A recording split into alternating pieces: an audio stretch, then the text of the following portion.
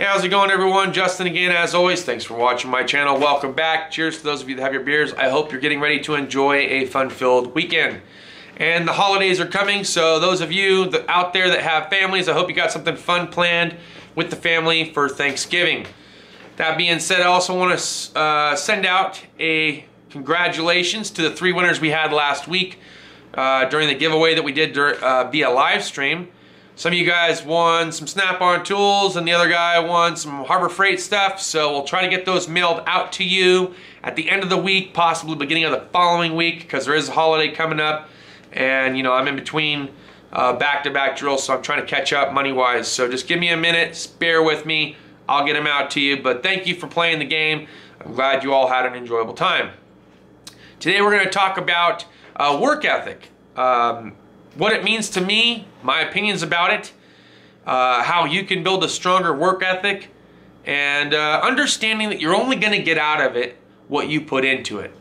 A lot of times, and this is going way back to the college, the lube shop, the dealerships that I work for, even at the independent shop, guys, I see all the time, and I get it, lackadaisical mentality can take place, especially during the winter months, because it starts to slow down. People are trying to save their money for the holidays, so maybe the work starts to slow down, so you get a bit lackadaisical. Maybe you're not putting in as much as you normally would, so you're not going to get out of it very much. Try not to let that happen too much, because it is noticeable. I mean, if you go from kicking ass during the summer to just hitting the brakes all winter, it's going to be noticeable, and that could lead you down a pretty dangerous path, whether it's, I don't know, suspension, termination, extended vacation time, I don't know. But it is noticeable. People do notice it, and you have to keep in mind that you got to keep the work coming in, you got to keep it going out. It's just got to stay on top of it. And it can get difficult, especially during the winter months. But don't be so lackadaisical that you're still not performing your inspections. You want to make sure you perform your inspections, because maybe the customer didn't know about a specific leak or a specific issue with their vehicle, whether it has to do with brakes, steering, suspension, etc. A road test is going to show you a lot of that stuff. Building that strong work ethic is going to come from your youth, and it's going to carry out throughout your adulthood. It depends on what you're motivated by too. Some people are motivated by money. Some people are motivated by encouragement. Some people are just motivated on a Friday. I don't know. I say that because I try to get as much done in one day as I possibly can. However, for whatever reason, on Friday, my energy levels are just up. Maybe that's just because the weekend's coming or what, but typically, like, my best days in the week, I feel, are like Thursday and Friday. I tend to feel a little bit more perked up.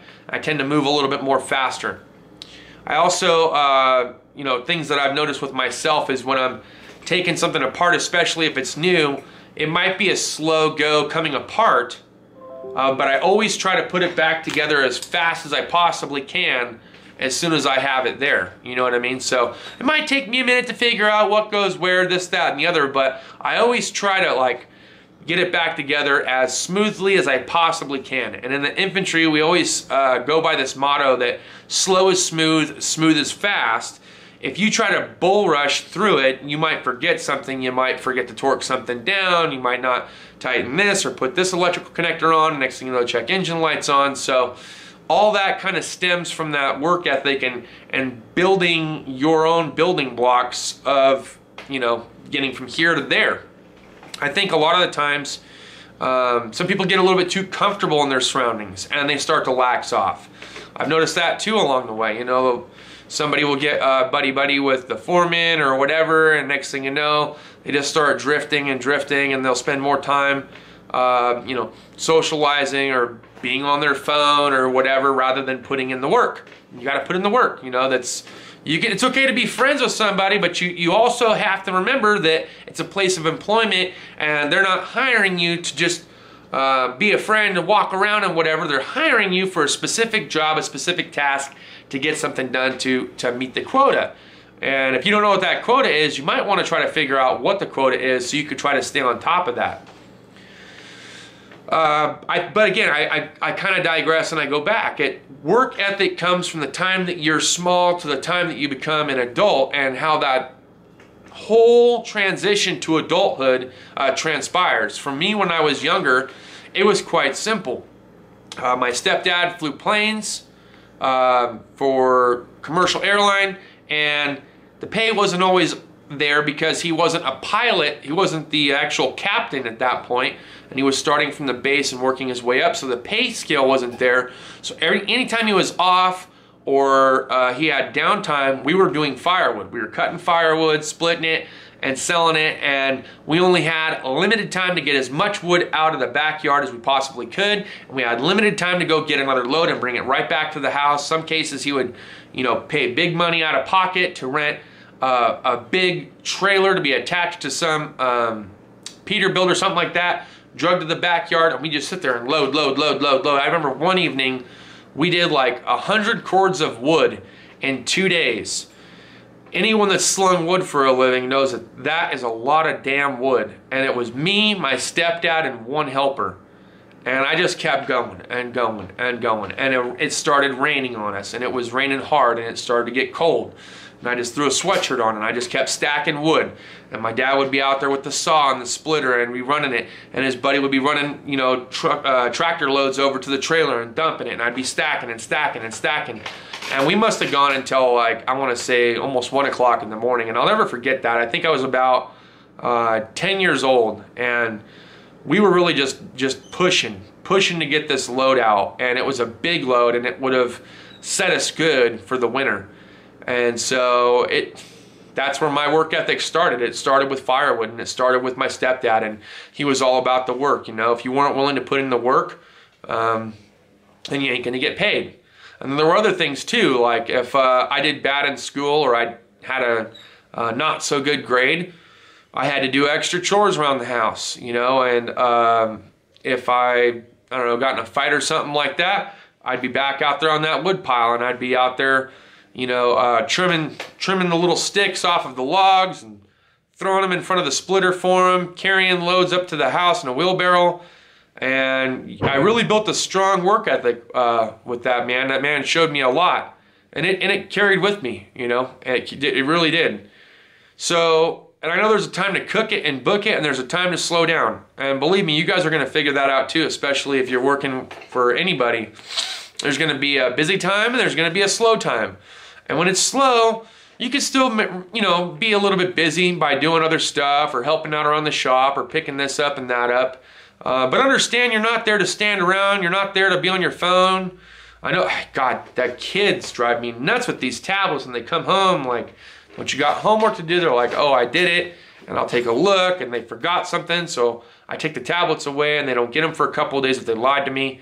And if you know, they start doing poorly in school as a result, then it's either take away the tablets or provide more chores, in which case they help me out back, they pick up the dog poo, they help with the dishes and things like that. So I'm trying to start them off young too, and try to help them build a stronger work ethic and things like that. But there's a time to work and there's a time to play, and you have to differentiate the two. You can't just go into a job and think you're just gonna, you know, chill all day. It's not time to chill, you know. You got to get the work done. The work doesn't stop just because you want to take a prolonged break. And speaking of breaks, guys, if you have a half an hour lunch or a 1 hour lunch, do your best, go to lunch, come back, preferably 10-15 minutes prior to the time that you are getting ready to clock back in, so to speak.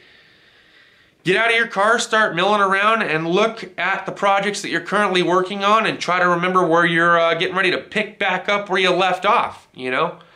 And then that way, when it is time to clock back in, you're ready to rip.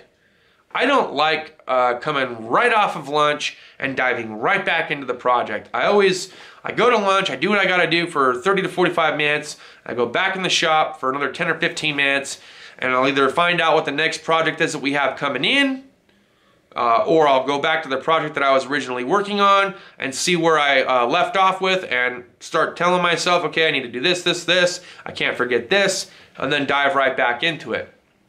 And if you ran out of work, you need to be on top of it and going back up to the service writer or back up to the foreman or whoever's in charge of you and say, hey, what's next? Bigger question is, what can I get out for you today? I know we might have, you know, bunch of big projects and whatnot going on, but what can I get out for you today? Is there something that I can just in and out, you know, or are they all big projects and we don't want to tie up all the bays? Like, where are we at? Where can we, you know, make some money here? Because at the end of the day, you want to help out that employer. You want to show them that you're interested in not just putting in the work, but you want to try to help them to get something out of it too. So that way you're there, you want to hustle, you want to get stuff in and out as fastly and as efficient as you possibly can. So always be on top of it. You know, if no work's coming out to you, try to be on top of it to go up to them. And if they say they got nothing, and then later down the road they want to talk to you about why you're standing there, you can say, hey, look, man, I asked the service writer, I asked the foreman, I asked the dispatcher, I asked whoever. If there was anything else, they said no. So what am I to do? I swept and cleaned my area, I picked up shop rags, etc. I'm here to work, whatever you need to get done. And if they got something for you, great. If they don't, they might just send you home for the day. If they send you home too many times, you might be getting pushed out the door. I don't know. It just depends on the situation that you're in. But try to stay focused though. You know, when you're at work, try to be focused on that. You know, you're there to work. It's okay to be friends with, you know, the shop foreman or the service manager, the service writer, or other mechanics, but don't be so friendly to the point that deters you away from doing what it is that you're there to do, which is to work. So if you socializing with the service writer, the shop foreman, or other mechanics in the shop is slowing you down, don't go and slow them down because you don't have anything to do. Find something to do. Clean something up. Put something away. If you have training that you need to get done on the computer, go onto the computer, log in, do some training.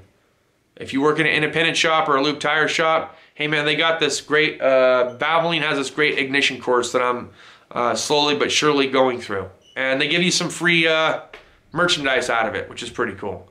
So I do a little class here, a little class there, you know, while I'm sitting at home or whatever. And it's cool. It's always good to learn new stuff. And even it's even cooler to relearn things that you already knew. So that's all I got for this video, guys. Look, I hope you enjoyed it. I hope you got something out of it. Sorry if it felt a little bit lengthy. Congratulations again to the winners. We'll see you guys next time. Cheers.